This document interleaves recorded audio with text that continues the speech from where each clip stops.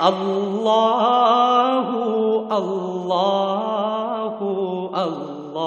اللہ اللہ اللہ اللہ اللہ اللہ۔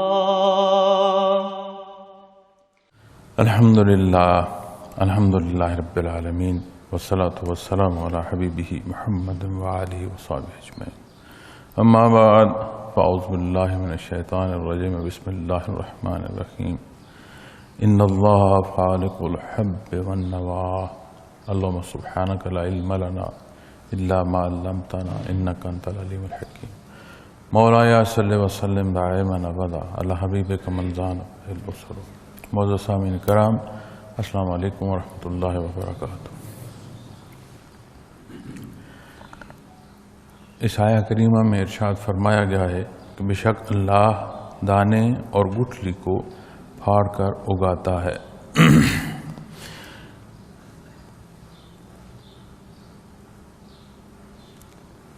اس آیہ کریمہ میں اور اس سے آگے متصل حصے جو ہے دو پہلو، ایک حصہ شان قدرت کا ہے کہ اللہ کریم قادر مطلق ہیں کہ وہ پیدا فرماتے ہیں، مخلوق کو تخلیق فرماتے ہیں۔ پھر دوسرا حصہ یا دوسرا پہلو جو یہاں سے سمجھنا ہے یا سبق ہے ہمارے لیے کہ بنی نوع انسان کو اللہ پاک نے اس درجے کا شعور عطا فرمایا ہے کہ وہ ذاتی دنیاوی ضروریات جو حیاتی ضروریات ہیں اس سے نکل کر اس ساری کارگاہ حیات کو دیکھتے ہوئے اپنے لیے راہ کا تعین کر سکتا ہے، ایک ذات کو مان سکتا ہے، وحدانیت باری تعالیٰ تک اسے رسائی نصیب ہو سکتی ہے۔ یخرج الحی من المیت ومخرج المیت من الحی، نکالتا ہے جاندار کو بے جان سے اور بے جان کو جاندار سے نکالنے والا ہے۔ اب جب آپ اس پہلو پر غور فرمائیں گے تو بڑی واضح چیز سمجھ آتی ہے۔ عہد فطرت میں نبی کریم صلی اللہ علیہ وسلم کی بعثت سے پہلے جو وقت ہے اس میں جب بات ایمان کے حوالوں سے آتی ہے، اس موضوع پر بحث آتی ہے تو احکامات تو نہیں لوگوں تک رہے، متروک ہو گئے اس سے، لیکن وحدانیت باری تعالیٰ کا قائل ہونا ہی ایمان گردانا جاتا ہے۔ اب اس وقت وحدانیت باری تعالیٰ تک رسائی کیسے تھی؟ چونکہ عمومی طور پر عام آدمی تک ایک رسائی ایسی نہیں رہی تھی کہ جہاں وہ شرعی احکام اس کو پہنچے۔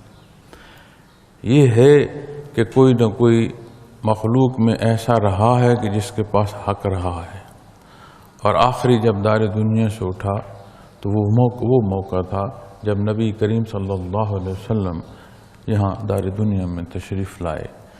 آپ صلی اللہ علیہ وسلم نے حق کا پرچم بلند فرمایا، تاں تک حق موجود رہا، لیکن عمومی جو حکم ہے اس پر جب بحث کی جاتی ہے تو یہ ہے کہ وحدانیت باری تعالیٰ تک کی رسائی۔ اب وہ رسائی کیسے تھی؟ آپ انسانی زندگی کو دیکھیں، ان پہلوؤں کو دیکھیں جو تجاوز پر ہیں، جہاں وہ اپنی خواہشات کی پیروی کرتا ہے تو ہر ایک نے کوئی نہ کوئی بت تراش رکھا ہے، چاہے بت پرست ہے یا چاہے بت پرست نہیں ہے، اگر حق پر نہیں ہے تو کوئی نہ کوئی بت اس نے تراش رکھا ہے، چاہے وہ یہ دعویٰ کرتا ہے کہ میں مانتا ہی کسی کو نہیں، اس کے باوجود کسی نے کسی کی ذات میں، کسی نے دولت میں، کسی نے طاقت میں، ایسا نہیں ہے کہ کوئی کہیں یہ کہہ سکے کہ اس کا ماننا کسی کے حوالے سے نہیں ہے۔ اس لیے جب انسان کو عبادت کے لیے پیدا فرمایا گیا ہے تو یہ بنیادی عنصر اس کے قلب میں رکھ دیا گیا ہے، یہ اس کے وجود کا حصہ ہے۔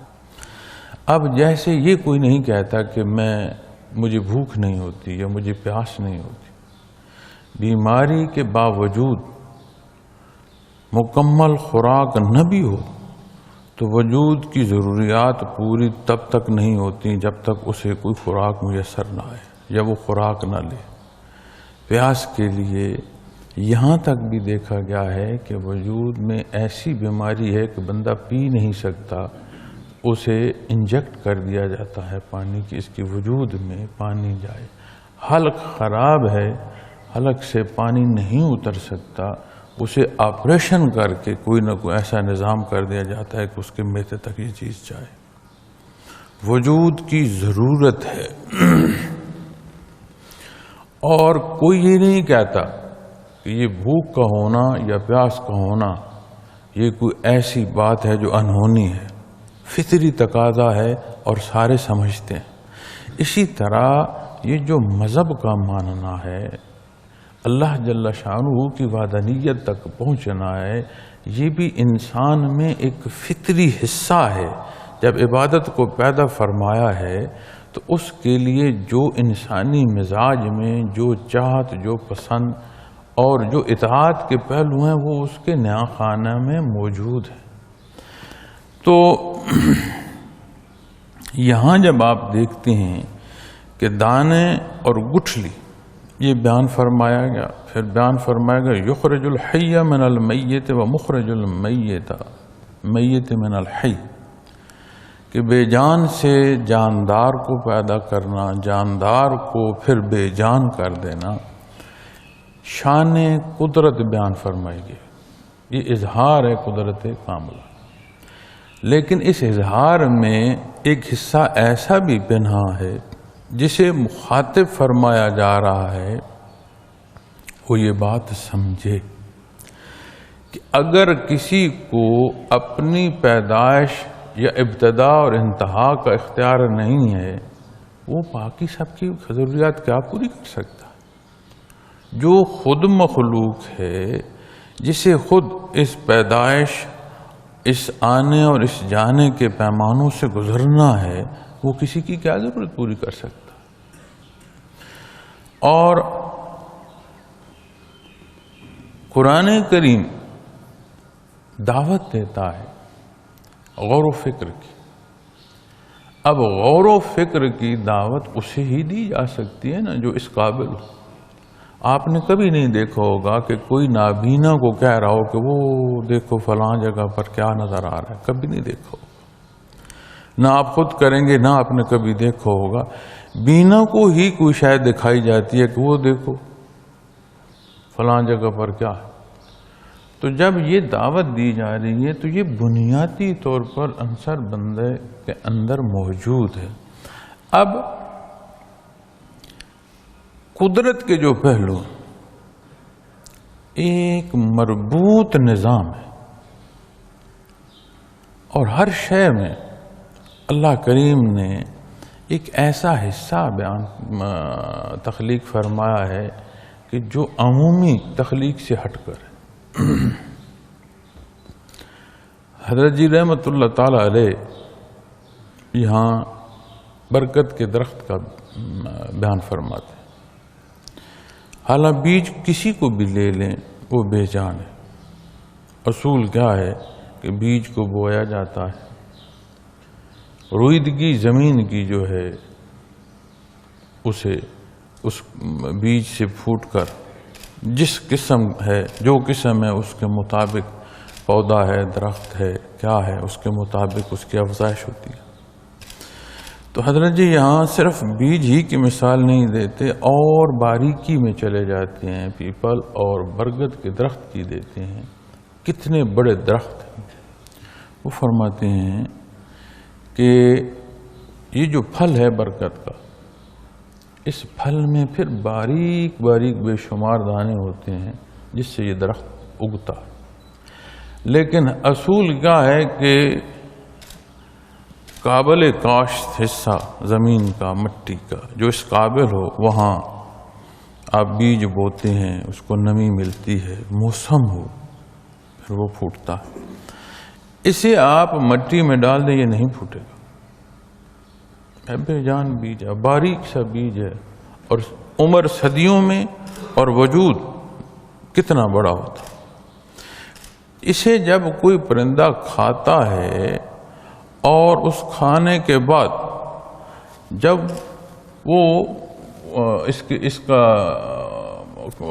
کا عمل جو ہے کھانے کا گزرتا ہے تو اس کے معدے میں اس کو نرمی ملتی ہے. اس کے بعد جہاں وہ بیج کرتا ہے وہاں سے پھر اس کے اندر یہ قوت ہوتی ہے کہ پھر جب یہ مٹی کے حوالے ہوتا ہے تو پھوٹ جاتا ہے. اب عمومی کیا ہے کہ بیج ڈالیں پھوٹتا ہے، لیکن اللہ کریم نے یہاں ایک مزید نزاکت دکھائی ہے کہ وہ قادر مطلق ہے، ہر بیج کو مٹی میں ڈالو نہیں پھوٹے، اس کے پھوٹنے کا نظام دے. اسی طرح ہر شے کا جبڑا آپ دیکھیے گا، نیچے والا جبڑا ہلتا ہے اور چبانے میں جو طاقت ہے وہ نیچے جبڑے میں ہے. ایک پورا نظام ہے اور اس طاقت سے جبڑے جو ہے وہ کسی شے کو بھی کھانے میں مدد ملتی ہے. اب اسی میں آپ اگر مگرمچھ کو دیکھیں، ہر شے کا جبڑا نیچے سے طاقت دے رہا ہے اور کھل رہا ہے اور بند ہو رہا ہے، اس کا اوپر سے کھلتا ہے اور بند ہوتا ہے. اور اتنی طاقت ہے اس میں کہ عمومی طور پر خونخوار جانوروں میں کے جبڑوں میں بھی اتنی طاقت نہیں ہے جتنی اس میں طاقت ہے کہ اتنے زور سے وہ بند کرتا ہے کہ ہڈیاں توڑ کے رکھ دیتا ہے. یہ اس کی قدرت کا اظہار ہے، وہ پابند نہیں ہے. ساری مخلوق کو اصول ہے کہ نسل انسانی مرد اور عورت ان دو کے ملاپ سے، جیسے حضرت آدم علیہ السلام سے ابتدا فرمائی پیدائش کی، اسی حصے کو آپ آ کر دیکھیں حضرت عیسیٰ علیہ السلام بغیر والد کے پیدا فرمائے. دنیا میں نظم و نسق تخلیق ایک ایسا خوبصورت ترتیب ہے ایسی، اسے آپ دیکھتے جائیں یہ ہو ہی نہیں سکتا کہ آپ وحدانیت باری تک نہ پہنچے. پھر انسان ہر شے کو دیکھتے ہوئے ایک سوال پر ضرور جاتا ہے، یہ کیوں ہے، اس کا سبب کیا ہے. انسان کی یہ فطرت بھی اسے وحدانیت باری تک پہنچا دیتی ہے، کیونکہ اس کی مجبوری ہے کہ پھر آخر میں کوئی ایسی طاقت مانے کہ جس نے سب کو پیدا کیا ہو اسے کس نے پیدا نہ کیا ہو. تو یہاں جب یہ گٹھلی کی بات آتی ہے، ابھی زمیندار جو ہیں وہ گندم سنبھال رہے ہیں، بہت سے سنبھال چکے ہیں، کچھ رہتے ہیں. ایک دانہ زمین کے حوالے کیا، اس خوشے میں کتنے دانے اللہ نے عطا فرما دیے. پھر نہ صرف اس میں اضافہ ہوا بلکہ ہر پیدا ہونے والے دانے میں پھر خصوصیت ہے کہ ہر ایک کو بو دو پھر خوشے پیدا ہوتے چلے جائیں. پھر صرف اس کی پیدائش نہیں ہے، کس دانے پر کس کا حصہ لکھا ہوا ہے نہیں معلوم. کھانا کھانے کو بیٹھے ہیں تو کوئی مہمان ایسا آ جائے، نہیں معلوم ہل چلانے والے کو کہ یہ جو فصل اگی ہے اس کے ہاتھوں نکلتے بکتی بدلتے ہاتھ جانے دنیا کے دوسرے سرے پر جا کر کسی کی خوراک کا حصہ بن جائے. نہیں معلوم کہ کس شکل میں کس کی خوراک کب یہ جا پہنچے. اب ہم کوئی شے لیتے ہیں، بسکٹ لیتے ہیں، اب اس بسکٹ میں کیا کچھ ہے، کہاں کہاں سے وہ پیدا ہوا اور کہاں کہاں سے وہ پہنچا، کہاں وہ سارے نظام سے گزرا اور کس کی جا کر خوراک بنا. پھر یہ سارا نظام اتنا مربوط ہے کہ اپنے حصے سے زائد کوئی نوالا نہیں لے سکتا. حضرت جی رحمۃ اللہ تعالیٰ علیہ فرمایا کرتے تھے کہ یہ مخلوق اپنے حصے سے ایک نوالا اگر زائد لیتی تو یہ تو آدھی زمین بھی کھا گئی ہوتی. اب سوچیں نا، پھر اپنے حصے سے زائد چھوڑ جاتی تو اتنا تعفن پیدا ہو جاتا کہ یہاں زندگی ویسے ہی محال ہو جائے. تو جب یہ سارا نظام ہستی چل رہا ہے تو پھر اے بندے مومن تجھے کیا تڑپ ہے کہ تو شان کریمی سے نکل کر اپنی ذات کی انا میں جا پھنسے. مان کے عمل نہ ماننے والوں جیسا ہو جائے. چونکہ پہلے جو حصہ اس رکوع سے پہلا حصہ ہے اس میں مشرکین اور ان کا شرک اور اس کا انجام بیان فرمایا جا رہا ہے. یہاں قدرت کا اظہار ہے کہ اللہ کریم کی یہ قدرت ہے. پھر اس اظہار میں بڑی باریک ایک دانے تک کی مثال ہے. پھر اس دانے کی مثال کو دیکھتے ہوئے ہم اپنی حیات کو تو دیکھیں کہ ایک قطرہ پانی، اب عمومی جو حیات ہے آپ ایک قطرے پانی میں حیات نہیں سمجھتے، اس نے کیسا کڑیل جوان پیدا فرما دیا. اس نظام حیات سے پیدا ہونے والوں میں کیسے کیسے مفکر ہے، کیسے کیسے سائنسدان آئے، کیسے کیسے اطباء معالج آئے، رہنما پیدا ہوئے، مخلوق کی رہنمائی کا سبب بنے. پھر اس پیدائش کے بعد جس نے اپنا آپ کو کمال سمجھا اسی دنیا میں وہ اپنے اس کمال کو لے کر اپنا انجام کیسا پا گئے.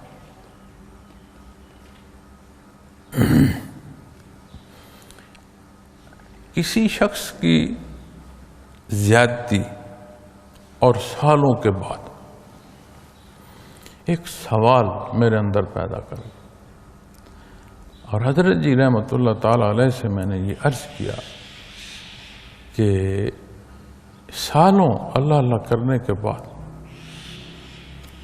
یہ انجام ہے. تو اس سے میں یہ سوچتا ہوں کہ اگر چلتا ہوا کوئی گرا تو اسے خراش آ جائے گی، کوئی مکان سے گرا تو کوئی ہڈی ٹوٹ جائے گی، بازو ٹوٹ جائے گا، کوئی پسلی ٹوٹ جائے گی، بلندی سے کوئی گرا تو اس کے تو پرخچے اڑ جائیں گے. تو یہ جو ذکر اور اذکار اور اسباق کرتے کرتے کرتے تو انجام اس کو پہنچے، تو مجھے کچھ سمجھ نہیں آ رہی کہ یہ ماجرا یا معاملہ کیا ہے. ایک ڈر ہے اندر، سمجھ نہیں آ رہی کیا. تو حضرت رحمۃ اللہ تعالی علیہ نے مجھے وہ مثال دی جہاں قرآن کریم شیطان کو مخاطب فرماتا، وَوَقَانَ مِنَ الْقَافِرِينَ، وہ تھا ہی کافر. یہ اللہ جل شانہ کا ارشاد. اب جب تک وہ متکبر نہیں ہوا، انکار نہیں کیا، مقابل نہیں آیا، اپنی انا کا اظہار نہیں کیا، جس راہ پر چل رہا چلتا رہا. اب اللہ کریم کی ذات تو علیم ہے، وہ تو جانتے کہ یہ کیا بدبخت جا کر نکلے گا. لیکن جیسا جا رہا تھا اس کے مطابق معاملات چلتے گئے. اخیر نہیں لگی. وہ جو نیت تھی اپنی بڑھائی کی، وہ جو کمال اپنا جان بنانا چاہتا تھا، وہ انتہا کو پہنچا، ذلیل ہو گیا، بے ایمان ٹھہرا، بدبخت ٹھہرا. تو مجھے حضرت جی رحمۃ اللہ تعالی علیہ نے فرمایا میرے بیٹا ہمیشہ نیت کا خیال رکھنا. یہ جن گرنے کی، جس طرح کے گرنے کی تم بات کر رہے ہو، یہ اللہ کی محبت میں نہیں محنت ہو رہی ہوتی، کمال ذاتی کو لگے ہوتے ہیں، ذاتی بزرگیاں چاہتے ہیں، سرا نہیں لگتا پھر گرتے ہیں. اس سے یہ سمجھو کہ نیت خالص ہو، محض واسطے اللہ کے ہو، کمی بیشی وہ معاف فرما دیتا. جہاں بنت ذاتی کوئی بننا شروع کر دے گا اس کی اخیر اچھی نہیں لگے گی. تو جب ہم ان باریکیوں کو دیکھتے ہیں کہ وہ جو خود محتاج ہے تخلیقی عمل کا، وہ باکمال کیسے ہو سکتا؟ جب بات کمال کی آئے گی، جب بات ماننے کی آئے گی، تو پھر ذات وہ ہوگی جو سب کو پیدا فرما رہی ہے، جو خالق ہے۔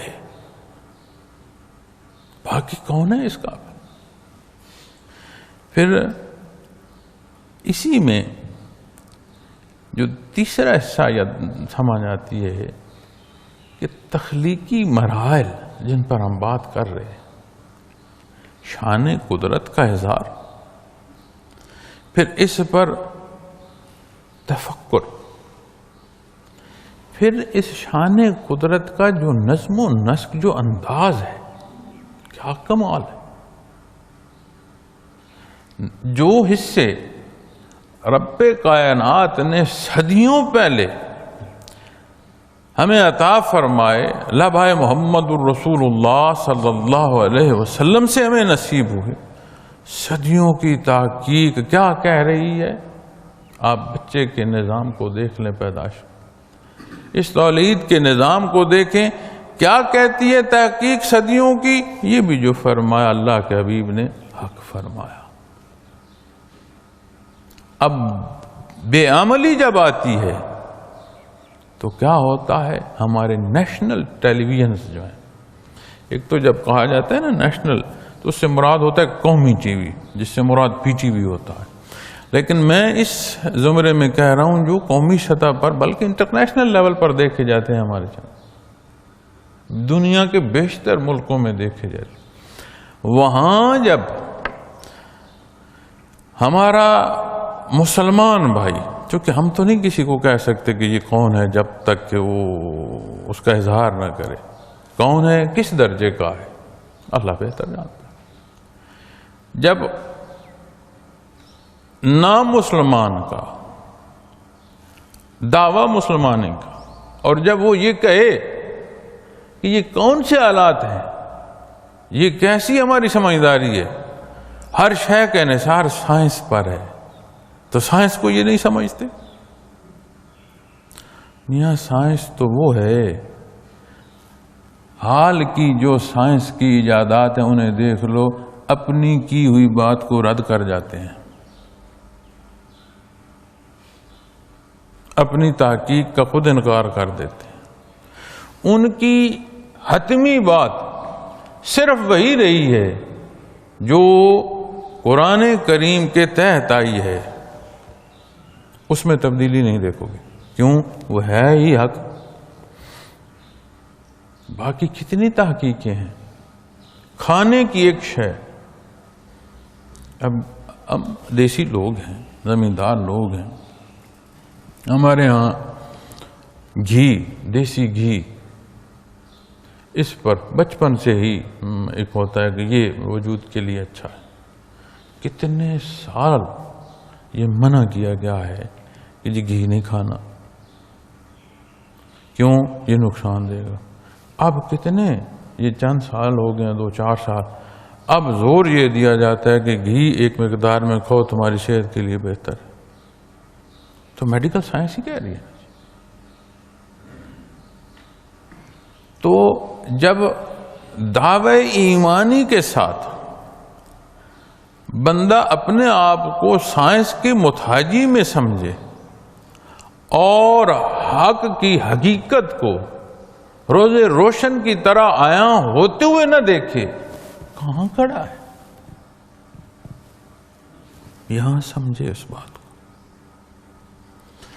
دنیا میرے اللہ نے اسباب سے بنائی ہے، یہ جو وبا ہے اسی کے تحت یہ حفاظتی اقدامات ہیں۔ کتنے ہمارے بھائی ہیں، کتنے ساتھی ہیں جو اس سال امسال اعتکاف پر مرکز میں نہیں آ سکے۔ کیوں نہیں آ سکے؟ منع کیا۔ کیوں منع کیا؟ لوگوں کو اللہ کے گھر سے دور رکھا جائے، یہی حفاظتی تدبیر کے تحت کہ رش نہ کیا جائے، جو سبب ہے اسے اختیار کیا جائے۔ لیکن کیا ہم سبب کو کل سمجھتے ہیں؟ کل تو اس کی ذات، سبب تو اصول ہے دنیا اسباب کی ہے، سبب اختیار کیا، لیکن توکل علی اللہ حتمی بات وہ ہے۔ جس نے بیماری کو پیدا کیا وہی صحت کا مالک ہے، جس نے حیات دی موت بھی اسی کے حکم سے ہے۔ اور جب ہم اتنی ترقی، اب یہ پتہ نہیں ترقی اب کس معنوں میں لی جائے، اس کے حروف کیا ہوں گے، میں تو کم علم آدمی ہوں، لیکن وہ پنجابی میں کہتے ہیں نا کسی چیز کا ترک جانا، تو وہ اس سے ان کا مراد ہوتا ہے اس میں تعفن پیدا ہوگا۔ اب پتہ نہیں یہ وہ پنجابی کی ترقی ہے یا اردو کی ترقی ہے کہ ہم سائنس کو کل سمجھیں۔ سائنس ہے، دنیاوی علوم ہیں، اور یہ جو اشیاء اور مرکب جڑ کر موجد جو جس کو ایجاد کرتے ہیں، یہ کیا ہے؟ بنیاد نہ ہو، اکائی نہ ہو تو کس کو پیدا کر لیں گے؟ یہ اللہ کی جو تخلیق ہے اور اس کے جو اصول ہیں اسی کے تحت جا رہے ہیں، اس سے باہر کون جا رہا ہے؟ تو ہم کیوں نہ مانیں؟ یہ تو کائنات کا مالک ہے بھائی، ہر شے اس نے پیدا فرمائی ہے، ان اصولوں کے خلاف جوڑ کر دکھاؤ۔ اس لیے تو ایک مچھر کی مثال بھی قرآن کریم بیان فرماتا ہے، مکھی کی بیان فرماتا ہے۔ ایک پر تو کوئی نہیں نہ بنا سکا ساری عقل سے۔ تو جب اتنی باریکیوں کو دیکھیں گے تو پھر یہ کیوں نہ سمجھ آئے کہ میری زندگی کا محور جو ہے وہ کہاں ہے؟ اور جب یہ نہیں ہوگا تو پھر حالات ایسے ہوں گے جیسے ہم بھگت رہے ہیں۔ تو اللہ جل شانہ ہمیں معاف فرمائے، سمجھنے کی توفیق عطا فرمائے، عمل کی توفیق عطا فرمائے۔ یہ کوئی خوشی نہیں ہے کہ اپنی برائیاں گن کے بندہ خوش ہو رہا ہے، یا اپنے معاشرے کی جو برائی ہے اس پر بات کرتی ہو کہ بڑا کمال ہے۔ نہیں، قابل ستائش بات یہ نہیں ہے، اس سے شرمندگی کے پہلو ملتے ہیں۔ اور ان باتوں سے مراد تضحیق نہیں ہے، ان باتوں سے مراد دستک ہے۔ آؤ ہم ہوش کریں۔ جب ہم سارا معاشرہ بیٹھے دیکھ رہے ہیں کہ کوئی آئے اور نظام ہستی جو ہے اسے درست کر کے ہمارے حوالے کر دے، آخری اختیار ہر بندہ سمجھتا ہے کہ میرا ہو، کام کوئی اور آ کر دے۔ کیسے ممکن؟ اب اپنے اس معاشرے میں، اپنے ملک کے حالات میں، پوری امت کے پہلوؤں میں آپ دیکھتے جائیں، یہ جو انحطاط ہے، کیا اس کا سبب ہمارا کردار نہیں ہے؟ اور جب روز معاشر حساب ہوگا تو جس کا جتنا کردار ہے اسے جواب نہ دینا ہوگا۔ اور کسی سے اس کی طاقت سے زائد سوال ہے ہی نہیں، یہ اصول قرآن و حدیث بیان فرماتے ہیں۔ تو کیا خوبصورت پہلو ہیں، رب کائنات اس نے کیسا نظام پیدا فرمایا۔ پھر اس نظام سے آگے چوتھا پہلو استفادے کو دیکھیں۔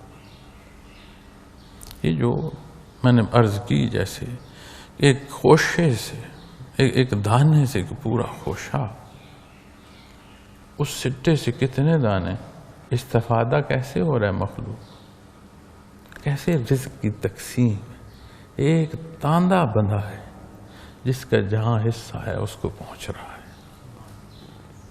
ایک نظام ہے، ایک افزائش کا ایک نظام ہے متصل، ہر شے چل رہی ہے۔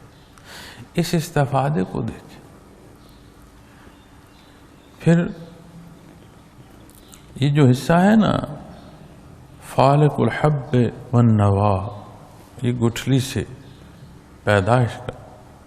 پھر یہ جو دوسرا حصہ ہے کہ یخرج الحی من المیت ومخرج المیت من الحی، یہ ابتدا اور انتہا دونوں پہلوؤں سے بھی آشنا کرتا ہے۔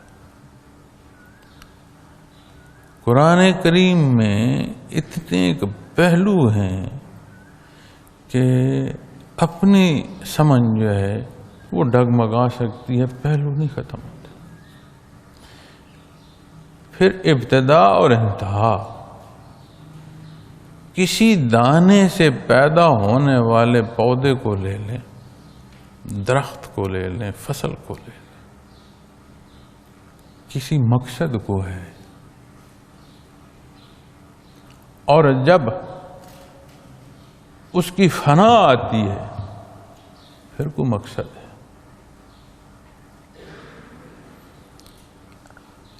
ہم جب زمین میں ہل چلاتے ہیں تو کیا ہوتا ہے، فصل کے لیے تیار کر رہے ہیں، ٹھیک ہے بھائی، فصل کے لیے تیار کر، یہ جو پہلے سبزہ اگ گیا اس نے تو زمین خراب کر دی، محنت کی جائے، اس پر ہل چلایا جائے، بالکل جی چلائیں گے۔ اب جب وہ پہلا سبزہ اکھڑتا ہے، گل سڑ جاتا ہے، خشک ہو جاتا ہے، چورا ہو جاتا ہے، ابتدا سبزے کی، پھر اس کی انتہا میں کیا ہوا، وہ چورا زمین کو مزید قوت دے جاتا ہے دوسری قسم کی فصل کے لیے۔ تو اس ابتدا اور انتہا کو دیکھتے ہوئے جب آپ اس پہلو کو سمجھیں گے کہ وہ جو جاندار کو بے جان سے پیدا کرتا ہے، حضرت مثال جب فرماتے ہیں وہ پرندے کے انڈے کی بھی بیان فرماتے ہیں۔ یہ جو تحقیق ہے اسے پڑھا کریں، یہ بیانات ریکارڈڈ بھی ہیں، تحریر میں بھی الحمدللہ، اسے پڑھا کریں۔ اپنے اوقات کار میں ابھی آپ غور کریں نا، اللہ نے توفیق بخشی ہے اعتکاف کی، الحمدللہ۔ ہم سارے یہاں بیٹھے، دین پر بات ہو رہی ہے، دنیا رک گئی ہے کہ چل رہی ہے؟ ہوتے ہوئے دنیا میں اس بات کا ادراک کریں نا جی۔ اور جب ہم یہاں اس جگہ سے اٹھیں گے، واپس دنیا میں جائیں گے، تو دنیا تو چل ہی رہی ہوگی، ہماری وہ کیفیت اور حال جو محض اللہ کے لیے یکسوئی تھی، کمی بیشی آئے گی تو یہاں آئے گی۔ تو پھر اس نقطے کو سمجھنا ضروری ہے کہ معاملات زندگی کو اسباب تک، لیکن اسے کل نہ سمجھ لیا جائے، اللہ جل شانہ کی عبادت میں وقت صرف ہو۔ اکثر یہ بات میں نے عرض کی ہے، شاید میرے الفاظ کمزور ہوں، اور شاید اس کمزوری کے سبب یا الفاظ کا جو ربط ہے اس کی کمی بیشی کے سبب اس میں کوئی کمی بیشی محسوس کرے، لیکن یہ حقیقت میں سمجھتا ہوں کہ احکامات ظاہری کو جب کوئی پورا کرتا ہے یہ اللہ کی رضا کا سبب ہے۔ بے شک ہماری عبادات اس قابل نہیں ہیں جو اللہ جل شانہ کی شان ہے، اس قابل نہیں ہے۔ وہ قبول فرمائے، وہ غفور الرحیم ہے، معاف فرمائے، تحب العفو، اسے محبوب ہے معاف فرمانا، وہ معاف فرمائے۔ تو کیا ہے، دنیا سے جا کر سہولت ہے، کیا کس سبب؟ اللہ راضی ہو گیا، اور جس سے اللہ راضی ہو گیا فوز عظیم ہے۔ لیکن احباب گرامی، کوئی سمجھ مجھے اور لفظ کی آئے نہ آئے، میں یہ سمجھتا ہوں کہ اللہ کے قرب کو جب جانا ہو، کیفیات قلبی بنا سمجھ نہیں آتی۔ اور جب ہم عبادات کو دیکھتے ہیں تو ہم مقابل دیکھتے ہیں۔ درس و تدریس جب بحث کرے گا اس شعبے میں دعوت و تبلیغ کو مقابل رکھ کر بات کرے گا، اور اگر کوئی دعوت و تبلیغ میں ہے تو کیفیات قلبی کو مقابل رکھ کر بات کرے گا، یہاں مقابل نہیں ہے۔ اور شعبہ جات دین کے ہیں، کیفیات قلبی شعبہ نہیں ہے، شعبوں کی جان ہے۔ تو جب آپ دنیا کے معاملات میں واپس جائیں، اللہ حق حلال کمانے کی اور حق اختیار کرنے کی توفیق دے تو اپنے معاملات کو نہ گرنے دیں۔ ظاہری حصوں کی تکمیل کے بعد اسی کا کرم ہے کہ اپنی رضا کے ساتھ پھر اپنا قرب عطا فرما دے۔ کمال ہمارا نہیں، یہ کمال اس راہ کا ہے۔ جو احکام ملے لمحہ محمد الرسول اللہ صلی اللہ علیہ وسلم سے ملے، آپ نے اختیار فرمائے، آپ نے تربیت فرمائی، تصحیح فرمائی، اللہ نے ہم تک پہنچنے کا سبب فرمایا، الحمدللہ۔ اسی طرح یہ کیفیات قلبی کا جو تسلسل ہے، یہ بھی قلب اثر محمد الرسول اللہ صلی اللہ علیہ وسلم سے ملتا ہے۔ جب اس کی عظمت کی بات ہوگی تو بات میری عظمت کی نہیں ہے کہ میں کو تکبر کر رہا ہوں، تو کچھ نہیں ہے بھائی، کچھ نہیں ہے۔ لیکن قرب الہی کا سبب وہ جوڑ اور وہ تعلق ہے اور اس سے منسلک ہونا بیر سے جو قلب اثر محمد رسول اللہ صلی اللہ علیہ وسلم سے چل رہا ہے۔ تو پھر اس تربیت کو جب لے کر نکلیں تو پھر ایسا نہ بھول جائیں کہ جیسے ہم چاند رات کو رمضان المبارک کی عبادات سے نکل کر محسوس کرتے ہیں کہ جو مرضی کر لیں، وہ کون سی کیفیت ہوگی؟ نبی کریم صلی اللہ علیہ وسلم نے فرمایا کہ جو ہی رمضان المبارک کی ابتدا ہوتی ہے شیاطین قید ہوتی ہیں، اور پھر جو رمضان المبارک کی تکمیل ہوتی ہے، شوال چڑھتا ہے تو آزادی، مادر پدر آزادی، وہ تو شیاطین محسوس کرتے ہوں گے۔ تو اسی روز جو ہم عشاء قضا کر دیں یا چھوڑ دیں، ہم نے پھر کیا کیا؟ تو یہ باریکیاں، یہ موت و حیات اور یہ گرد و پیش ہمہ وقت موت و حیات کا ایک دائرہ، اسے دیکھتے ہوئے اپنا آپ بھی سمجھنا اور دیکھنا ہے۔ اس لیے اللہ کریم فرما رہے ہیں ذالکم اللہ فَأَنَّا تُؤْفَكُونَ، یہی تو اللہ ہے، پھر تم کہاں بہ کے پھرتے ہو؟ یہ جو چل رہا ہے نظام، یہ جو دانے کا پھوٹنا ہے، یہ جو موت و حیات ہے، آج خود تو نہیں ہے میاں، تو پھر کہاں بہ کے جاتے ہو؟ انسانی وجود جو ہے، یہ جو باڈی سیلز ہیں، ایک سیلز کا مرکب ہے، حیات میں رہتے ہوئے اس وجود میں اتنی موت و حیات ہے کہ صرف اسی کی تحقیق میں لگے رہو تو زندگی تمام ہو جائے۔ 6 مہینے ایک سیل کی حیات، وجود سارے سیل کا مرکب ہیں، کس سیل کی کیا پیمانہ، کس طرح، یہ بہت باریکیاں ہیں۔ 6 مہینے بعد سیل ختم ہوتا ہے، اس کی جگہ دوسرا سیل لے لیتا ہے۔ اس کا مطلب ہے کہ پورا وجود جو ہے، کون سا سیل کس وقت اس کی ابتدا اور انتہا ہے، لیکن ہر باڈی سیل 6 مہینے بدل رہا ہے۔ یہی تو سبب ہے، جب سیل کمزور آتا ہے تو وہ جگہ نحیف ہوتی ہے، وہاں بیماری ہوتی ہے۔ شفا کی بات آتی ہے تو وہاں جو سیل اس کی جگہ لے رہے ہوتے ہیں وہ طاقتور ہوتے ہیں۔ بچپن سے جب اوپر آتا ہے تو وہ سیل طاقتور آتے جاتے ہیں، ٹھہر جاتی ہے زندگی ایک جیسے ہیں۔ جب پختگی آتی ہے، کمزوری آتی ہے تو وہ سیل کمزور ہوتے جاتے ہیں، آنے والا سیل جو جگہ لے رہا ہے وہ کمزور ہے، تو اپنا وجود بتا رہا ہوتا ہے۔ تو موت و حیات کی باریکیاں سامنے تو ہیں، اندر کتنی؟ ذالکم اللہ فأنا تؤفکون، یہی تو اللہ ہے، پھر تم کہاں بہ کے پھرتے ہو؟ اللہ جل شانہ یہ کیفیت اور یہ حال ایسا عطا فرمائے کہ یہ زندگی تمام ہو جائے لیکن یہ حال ہم سے جو ہے گم نہ ہو.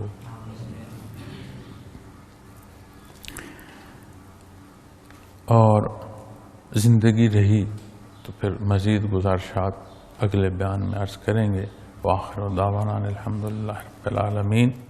اللہ اللہ اللہ اللہ اللہ اللہ